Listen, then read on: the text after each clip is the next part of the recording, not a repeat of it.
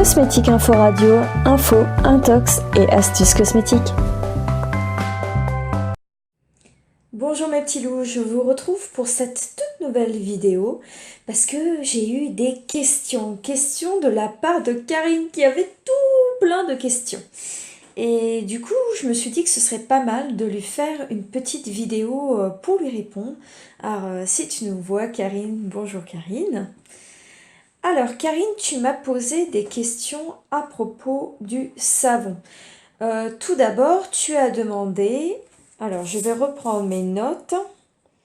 Alors, peut-on faire du savon liquide maison? Donc, un peu les savons pousse-pousse, comme ça, qu'on va mettre près du lavabo. Alors oui, Karine, on peut tout à fait faire du savon liquide maison. Et on peut le faire de différentes façons. Donc, première façon de le faire, qui est très simple, c'est tu vas sur le site Aromazone ou dans un magasin bio près de chez toi et tu as la possibilité d'acheter des bases lavantes neutres qui sont en bidon, souvent comme ça, et que tu peux agrémenter. Donc tu vas pouvoir mettre par exemple dans ces bases lavantes des poudres, comme par exemple de la poudre d'ortie, de la poudre d'iris. Tu vas pouvoir mettre des fragrances. Alors, il y en a qui mettent des huiles essentielles, moi je suis pas trop pour. Mais tu vas peut-être pouvoir mettre des actifs aussi, si c'est des actifs qui se mélangent avec l'eau. En tout cas, voilà. Il est possible déjà de te faire un pouce-pouce très simplement en achetant une base lavande toute faite. C'est une première chose. La deuxième chose, c'est utiliser ton savon solide, donc ton savon de Marseille ou ton savon Melt Pour, que tu vas râper. Et tu vas mettre les copeaux que tu vas mélanger à de l'eau chaude. Tu vas rajouter à ça un petit peu de glycérine.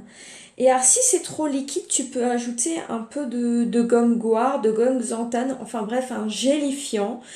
Et en touillant, du coup, tu auras quelque chose d'un un peu plus gélatineux, un peu plus gel. Donc ça, c'est une autre façon de le faire. C'est si tu veux revaloriser ton savon Melt Pour en faisant un savon liquide, tu peux le faire de cette manière. Donc ça, c'est la deuxième chose. Et la troisième chose, c'est réaliser entièrement son savon liquide à partir d'une recette. Alors, je te le dis honnêtement, moi, je ne l'ai pas fait. Alors, je suis allée sur un groupe cosmétique pour leur demander, pour savoir s'il y avait des personnes qui l'avaient fait pour t'apporter un meilleur conseil. Alors toi aussi, quand tu as des questions, n'hésite pas aussi à aller sur les groupes cosmétiques, parce que même si je fais pas mal de cosmétiques, je ne fais pas tout non plus. Et en l'occurrence, ça, je ne l'ai pas fait.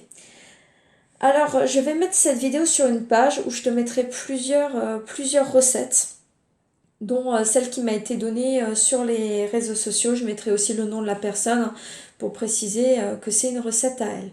Donc, premièrement, oui, tu peux réaliser un savon liquide maison. Ça, c'est tout à fait possible. Ensuite, tu as dit comme quoi tu avais acheté un savon artisanal à une professionnelle et qui avait plusieurs couches et qui se décollait. Alors ça, malheureusement, tu vas le voir en Melt Pour aussi. Alors c'est-à-dire que quand tu fais un savon Melt Pour, tu as peut-être vu dans ma vidéo, quand tu fais plusieurs couches, on va dire maintenant, on va faire un savon à l'effigie du drapeau français. D'accord? Donc, je vais d'abord couler la couche du bas, donc la couche rouge. Je peux pas mettre la couche blanche au-dessus directement, parce que sinon elle va se mélanger à la couche rouge et j'aurai un savon rose. D'accord? Donc ce que je dois faire, c'est attendre que la couche rouge sèche. Et pour que la couche rouge et la couche blanche soient ensemble, souvent je vais mettre un spray et je vais faire du pchit d'alcool, de vodka par exemple. Comme ça va mieux adhérer dès que je vais mettre la couche blanche dessus et je vais faire pareil au-dessus pour la couche bleue. Alors ça adhère mieux, mais c'est vrai qu'on n'est pas à l'abri que au bout d'un moment, les deux parties se séparent. C'est souvent pour ça aussi que tu as plus souvent des savons qui sont marbrés, c'est-à-dire avec plusieurs couleurs, mais à l'intérieur et pas plusieurs couches. C'est justement pour ça, parce que les couches se séparent. Donc tu peux l'éviter plus ou moins en ajoutant de l'alcool pour que ça colle mieux au niveau de tes préparations. Par contre, oui, ça risque toujours d'arriver, surtout après plusieurs utilisations de ton savon. Et ensuite, tu avais une dernière question. Est-ce qu'on peut utiliser les colorants alimentaires pour les savons? Alors oui, tout à fait. On peut utiliser les colorants alimentaires pour les savons. Après, je sais que c'est possible, mais je ne me suis pas renseignée après avoir la composition de ces fameux colorants alimentaires, parce que ça dépend. Est-ce que tu cherches un savon qui n'est pas polluant à niveau écologique, qui est sain pour toi? Du coup, à ce moment-là, peut-être faire des recherches sur les différents colorants, sur leur composition, et voir s'ils sont en accord avec tes valeurs.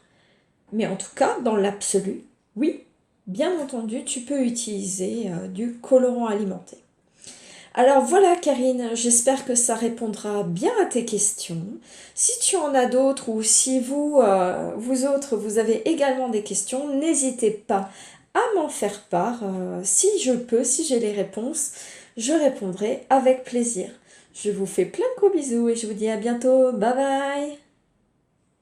Si vous voulez être informé des nouvelles vidéos, cliquez sur l'onglet au centre. Si vous voulez voir d'autres vidéos, cliquez à droite ou à gauche sur la vidéo qui vous intéresse. Au revoir!